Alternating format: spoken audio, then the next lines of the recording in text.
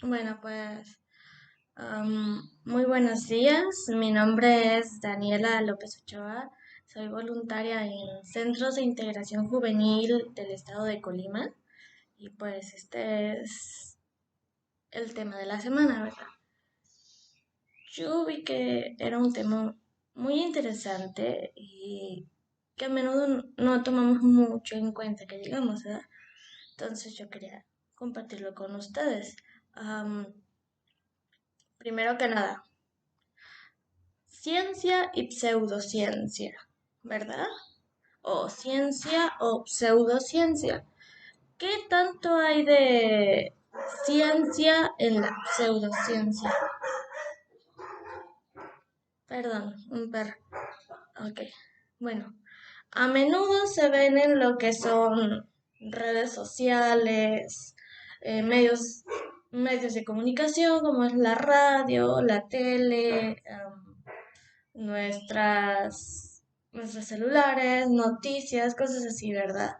Impactantes titulares que afirman curaciones de lo que es incurable, em, inventos que cambiarán el mundo en un futuro, acontecimientos misteriosos que la ciencia no puede explicar, am, gentes que han descubierto la esencia de la inmortalidad, entre muchas, muchas, muchas cosas más, ¿verdad?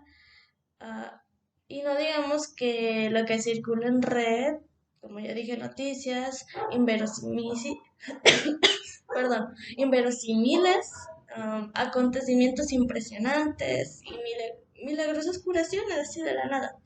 O sustancias, alimentos, técnicas que te convierten en alguien nuevo, súper sano y poderoso o longevo o hasta feliz.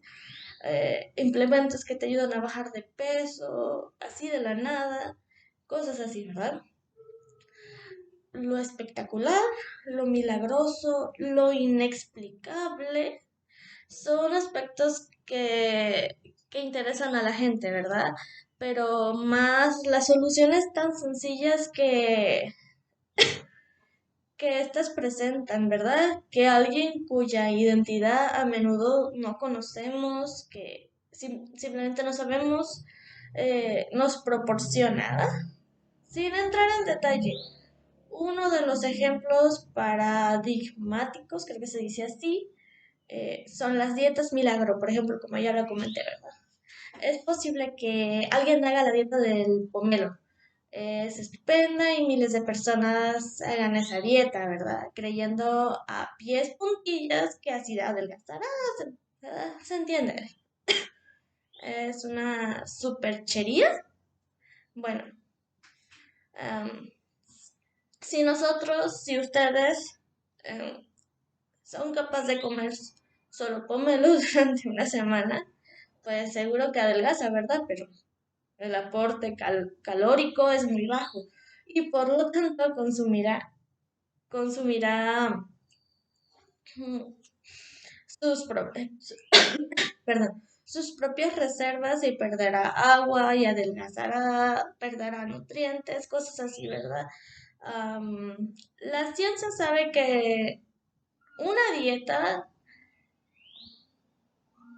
eh, sí adelgaza, así sí adelgaza, ¿verdad?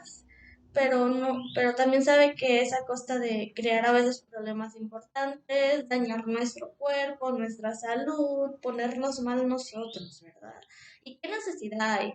¿Qué necesidad hay de eso, la verdad? Bueno, ninguno en sí, pero bueno, cada quien con sus cosas, ¿verdad? La ciencia en sí sabe que una dieta sí adelgaza, como ya dije, ¿verdad? Sino que pues como nos creamos problemas de salud a base de este tipo de dietas, debido a que, como ya dije, no tomamos las suficientes calorías, consumiremos nuestras propias proteínas, perdemos hasta, por ejemplo, 50 gramos diarios. El cuerpo necesita reponer diariamente la destrucción fisiológica de nuestras propias proteínas, ¿verdad? Y y si no aportamos un mínimo de proteínas, de nutrientes en sí a nosotros, am, y además perdemos nuestra, las nuestras, hay un problema, como ya mencioné. Es así como actúa la ciencia, explicando lo que la investigación sería, ¿verdad? Concluye para ser aplicado en la práctica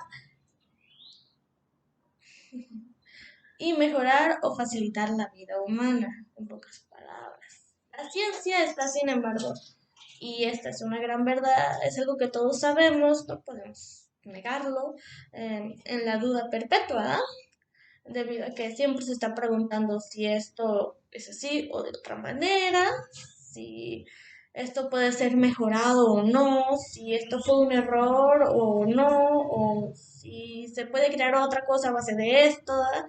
Cosas así.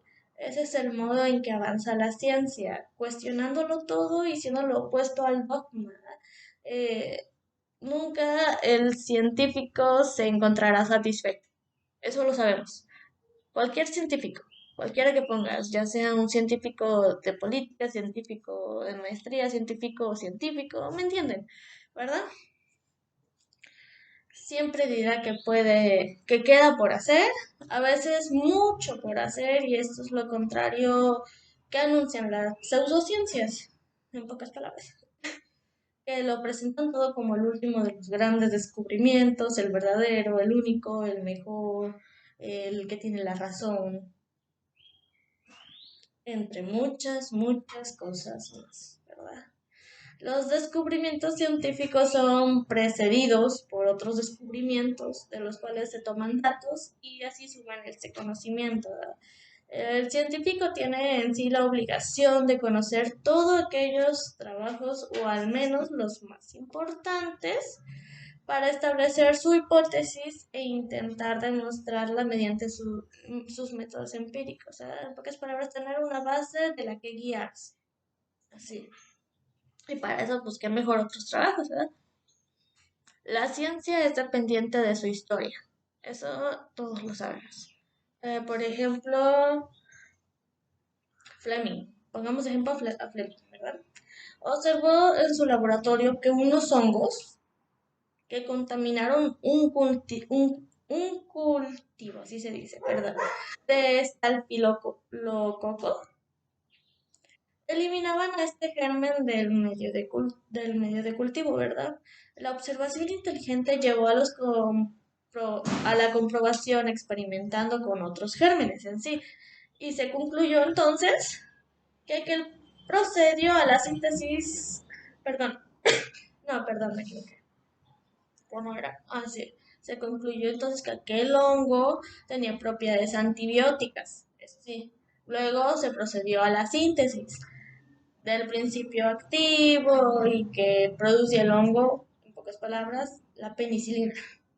Luego otros científicos procuraron la manera de obtener ese producto y conservarlo para poder usarlo, comercializarlo y luego usarlo en tratamientos, generalizado de determinadas enfermedades, ¿verdad?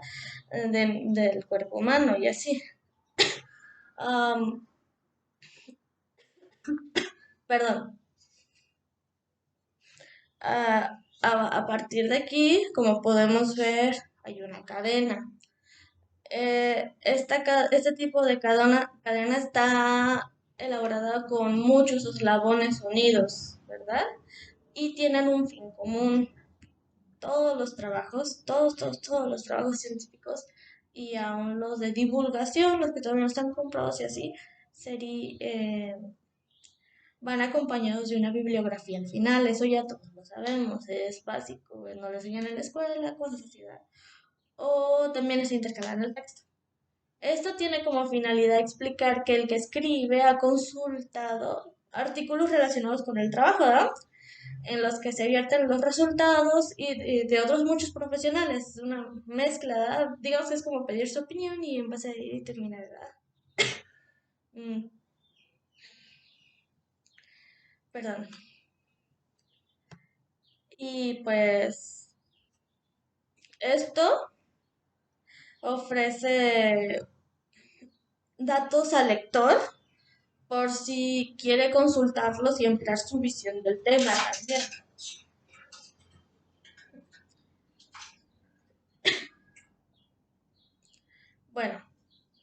me quedé viciando el tema, ¿verdad? Bueno, en los procedimientos pseudocientíficos, por otro lado, este proceso no está presente o es confuso, no se entiende o cosas así.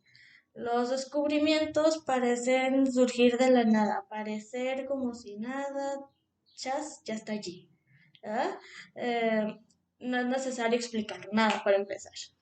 Ni qué base científica tiene, cuáles son los criterios objetivos de lo observado o descrito, ¿verdad? Am, y desde luego no existe duda alguna sobre la autenticidad del hallazgo, por lo que no es necesario demostrar nada. Es así, punto. Así, nada más, básicamente. Simplemente no surgió de la nada. Los argumentos pseudocientíficos aluden a que la ciencia no puede explicar, pero claro que claro que la ciencia no puede explicar todo. Por algo está la ciencia que más que nada quiere entender todo, ¿verdad?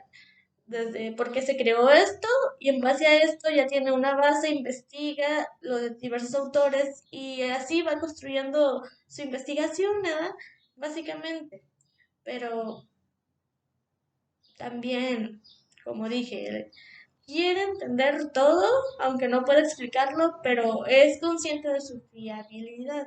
Esto es que los pseudocientíficos presentan como una debilidad en sí. En realidad es uno de sus valores más sólidos. Am, Cuando nos presentan algo, sea una técnica o una terapia, una dieta, un sistema para ganar dinero, como esos que anuncian en las redes sociales, un producto que cambiará nuestra vida, hay que leerlo con cuidado, con mucho cuidado, siendo críticos, siendo razonables, después de todo. Se acerca a lo que corrientemente se piensa de esto, es revolucionario contra la lógica común, da explicaciones que parecen coherentes o no da ninguna, este tipo de cosas, ¿verdad?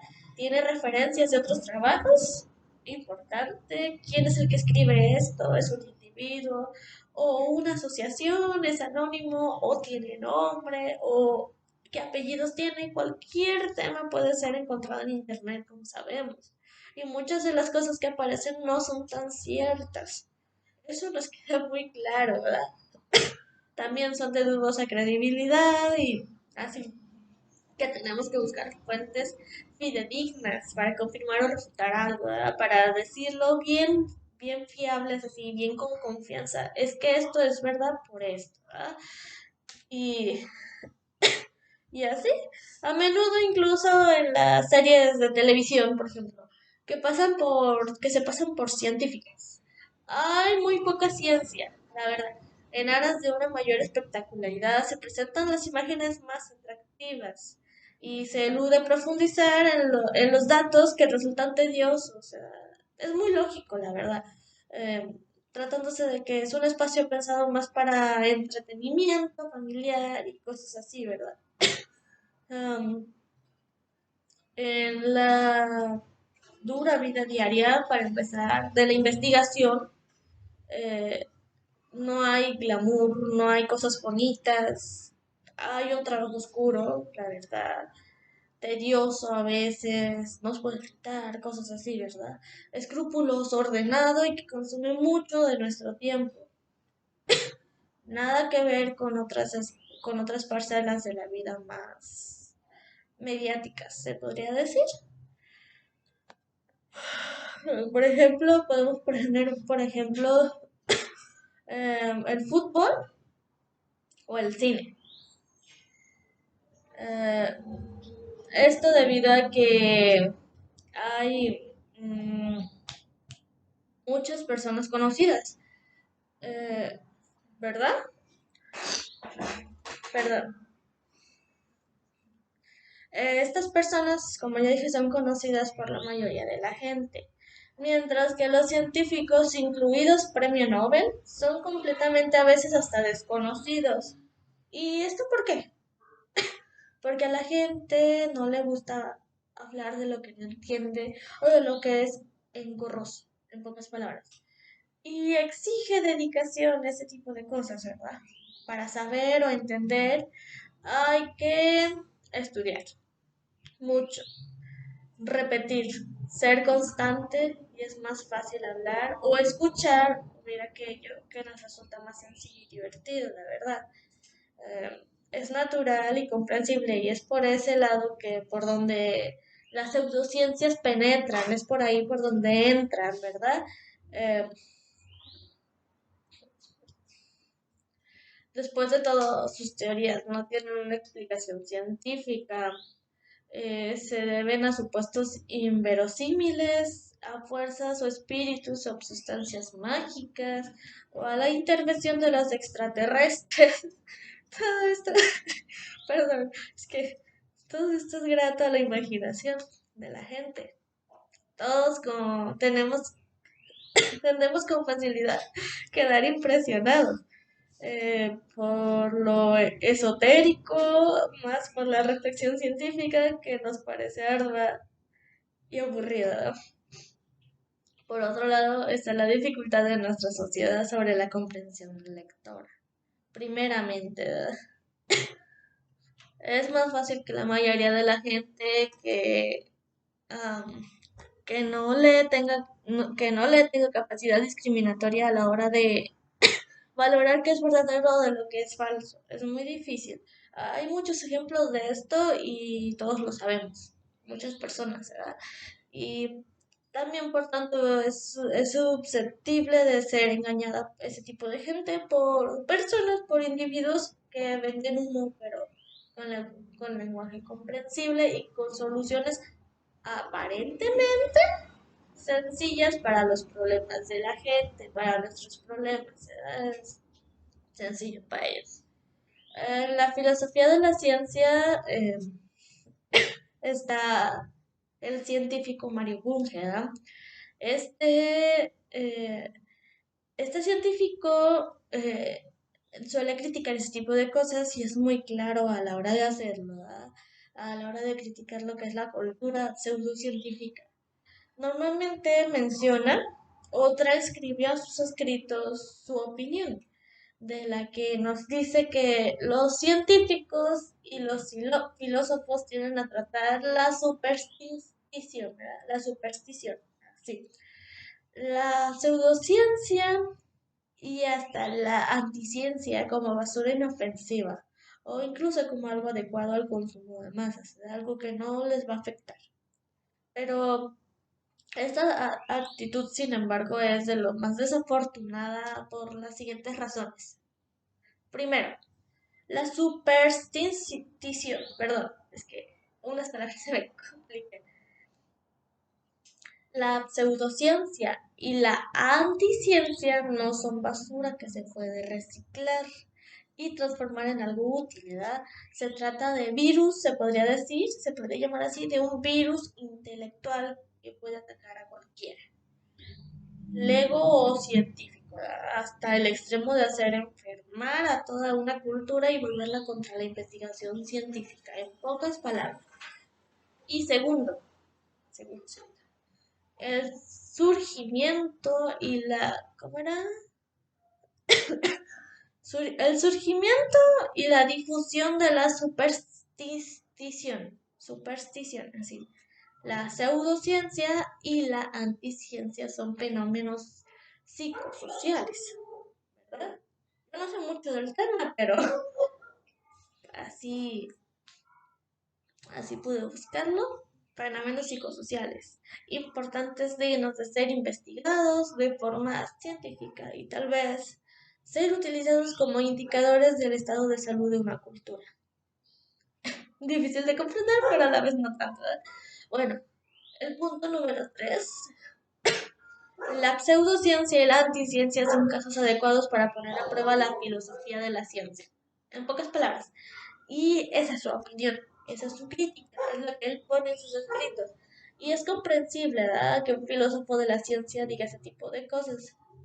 Por otra parte, nos aporta algunas de las claves diferenciales entre la ciencia y la pseudociencia, ¿verdad? Por ejemplo, mientras la ciencia admite su propia ignorancia y considera que su campo es difícil y lleno de lagunas, y avanza mediante el planteamiento y la resolución de nuevos problemas. En pocas palabras, la pseudociencia es dogmática e inamovible. Así, nada más. La ciencia, en cambio, recibe con agrado nuevas hipótesis, ¿verdad? Las ensaya, intenta descubrir y aplicar las leyes, aprecia la unidad de la ciencia, cosa que no hace la pseudociencia, no lo hace. La ciencia busca contraejemplos, inventa o aplica sistemas objetivos de control, resuelve las disputas mediante experimentos o cálculo, ¿verdad? Como en el ejemplo de la penicilina. Se llegó a ella a través de ensayo y error, ¿verdad? Eh, la pseudociencia, por el contrario, remite a la autoridad y omite tergiversa, tergiversa era la palabra, datos no favorables. La ciencia, por el contrario, está actualizada, ¿verdad? Busca comentarios críticos y cosas que eluden las pseudociencias. Es lo que hace. Por último, los artículos científicos no suelen ser tan comprensibles por todo el mundo. Eso nos queda muy claro, ¿verdad? Exigen un cierto grado de formación. Mientras que las pseudociencias son habitualmente muy fáciles de entender. Además, es frecuente que los pseudocientíficos sean hasta famosos y ganen mucho dinero. Como ya dijimos, es poco probable que la mayoría de los científicos alcancen cierto grado de popularidad, se podría decir. Por otro lado, la ciencia no está libre del intrusismo de falsos científicos o de... perdón,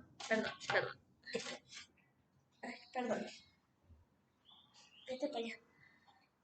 Por otro lado, la ciencia no está libre, como ya dije, del intrusismo, ¿verdad? De falsos científicos o de científicos corruptos. No se salva de esto. Y pues, como ya vimos, como ya comenté, la pseudociencia, en cambio, cuenta con personas populares, de que le gustan las masas y haciendo más fácil que sean más colaborativos, no, más participativos con la pseudociencia que con la ciencia, ¿verdad? Y pues eso se entiende. Bueno, eso sería todo por mi parte hasta ahora. Nos vemos la siguiente semana, los viernes a las 12 y muchas gracias por verme. Espero que les haya por lo menos gustado el video. Muchas gracias y que pasen bonito día.